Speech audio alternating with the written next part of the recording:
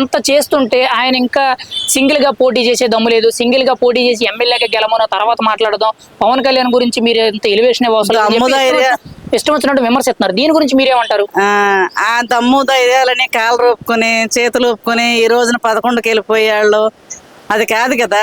నువ్వు నిలబెట్టుకోవాలి, నువ్వు ఎన్ని సీట్లకు వస్తావు అన్నది కాపాడుకోవాలి, మానవత్వంతో నడవాలి, మనుషులుగా మాట్లాడాలి, పశువులుగా మాట్లాడేసుకుని ఒక ఇది లేకుండా, ఎందుకంటే సభ్యత్వం లేకుండా మాట్లాడేసుకున్నారు కదా.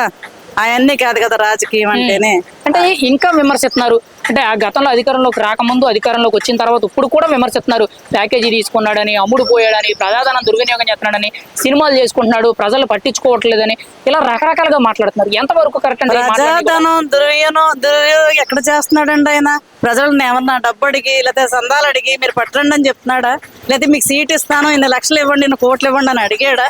అది పట్టుకెళ్ళి ఎక్కడన్నా ఆయన ఏమన్నా స్వార్థంగా కట్టేసుకున్నాడా, కొనేసుకున్నాడా, స్విస్ బ్యాంకుల్లో ఏమైనా పెట్టేశాడా? ఏ రకంగా మాట్లాడతారండి? అది ఏంటి, సినిమా కూడా తీసింది ఆ డబ్బు కూడా పట్టుకొచ్చిద్దాం దీనిలో.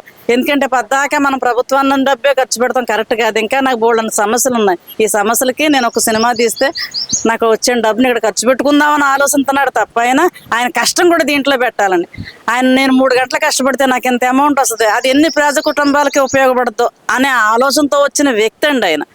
ఈ అన్ని కుక్కలు మొరిగినా ఆ మొరగనివ్వండి, అదంతా భగవంతుడు చూస్తున్నాడు కాబట్టి వ్యక్తి కూడా కదా శక్తిగా పంపించి ఈ ఆంధ్రప్రదేశ్ని కాపాడిన మనిషి ఆయన అని అనుకోవాలండి.